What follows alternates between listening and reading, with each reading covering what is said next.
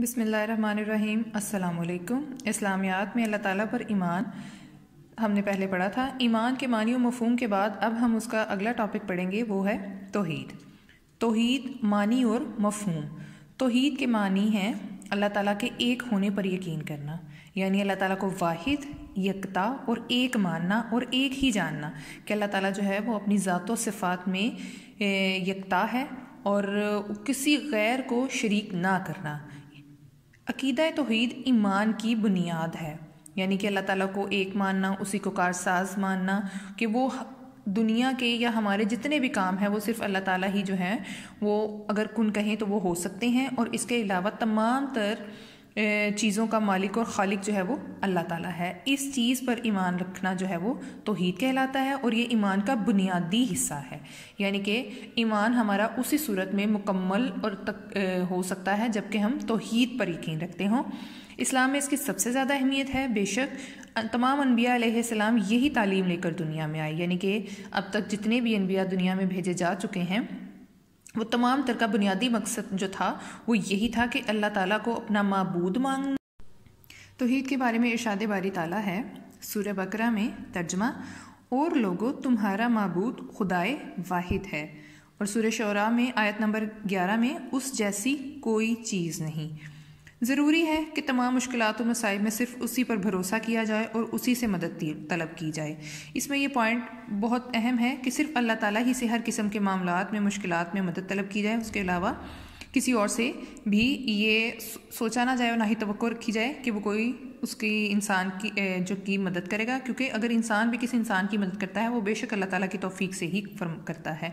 اور سورہ فاتحہ کی آیت نمبر 4 میں ہے، اے پروردگار ہم تیری ہی عبادت کرتے ہیں اور تجھ ہی سے مدد مانگتے ہیں بے شک۔ اور اسی طریقے سے اگر ہم کائنات کے نظام پر غور کریں تو سورج ہر روز مقررہ وقت پر طلوع اور غروب ہوتا ہے، ستارے اپنے اپنے راستوں پر ایک دوسرے سے ٹکرائے بغیر چلتے ہیں، چاند کی منزلیں مقرر ہیں، موسم بدلتے ہیں، یعنی کہ اب جیسا کہ سردی ختم ہو رہی ہے اور گرمی جو ہے وہ آ رہی ہے، یہ سارا نظام خود بخود نہیں چلتا۔ یعنی کہ بالکل ایک عام سی بات ہے کہ جب آپ ایک چیز کو کہیں پر رکھ دیتے ہیں تو جب تک اس کو کوئی اٹھا کر کہیں اور نہیں رکھتا تو وہ چیز اپنی جگہ سے نہیں ہلتی، یعنی کہ کوئی نہ کوئی ایسی ہستی موجود ہے جو وہ اس تمام کائنات کے نظام کو چلا رہی ہے۔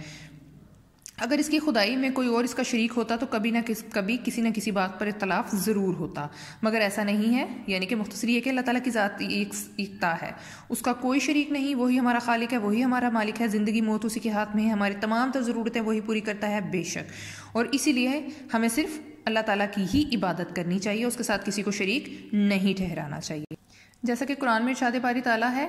سورہ نساء، اور اللہ کی عبادت کرو اور اس کے ساتھ کسی کو شریک نہ بناؤ، یعنی کہ شریک بنانے سے مطلب یہ ہوتا ہے کہ اللہ تعالیٰ کے علاوہ کسی اور ہستی کو مدد کے لیے پکارنا، کسی اور ہستی سے، کسی انسان سے یا کسی اور بتوں وغیرہ سے، جیسے کہ ہندو بتوں کی پوجا کرتے ہیں، وہ یہ کہتے ہیں کہ جو کچھ بھی ہے وہ ہمارے انہوں نے بتوں کو اپنا خدا بنایا ہوا ہے، وہ ایک صرف پتھر کے بت ہیں، وہ انسان کے لیے وہ خود اپنی حفاظت نہیں کر سکتے، وہ انسان کے مشکل کاموں کو کیسے آسان کریں گے؟ تو اس کا مطلب یہ ہے کہ جو بھی ہے کارساز صرف اللہ تعالیٰ کی ذات ہے، اور اس کے علاوہ کوئی بھی اس قابل نہیں ہے کہ وہ ہماری کسی مشکل کو ٹال سکے، ہمارا کوئی کام کر سکے یا ہمیں رزق وغیرہ دے سکے۔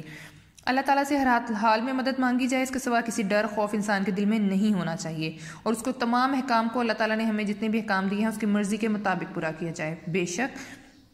اچھا، عقیدہ توحید کی وجہ سے مسلمانوں کے اندر جو صفات پیدا ہوتی ہیں وہ یہ ہیں جرت، کیونکہ جب انسان اللہ تعالیٰ پر مکمل کامل یقین رکھتا ہے تو اس کے اندر ہمت، جرت، بہادری پیدا ہوتی ہے، وہ کسی سے نہیں ڈرتا، صبر اور توکل اور یقین کہ اس کو پتہ ہے کہ اللہ تعالیٰ کی ذات ہے، وہ ایک مقررہ وقت میں اس کی جو ہے وہ کام کو جو ہے وہ پرکن فرما دے گی، اور اس پر یقین رکھتا ہے کہ اللہ تعالیٰ کی صفت ہے کہ وہ ہمیں ہمارے کاموں کو سنوار سکے، ہمیں جو ہے وہ سیدھے راہ کی طرف جو ہے وہ ہدایت فرما سکے۔ جیسی صفات صبر، توکل اور یقین جیسی صفات پیدا ہوتی ہیں، عقیدہ توحید کے ماننے والوں میں اتحاد، مساوات اور اخوت جیسی خوبیاں بھی پیدا ہوتی ہیں،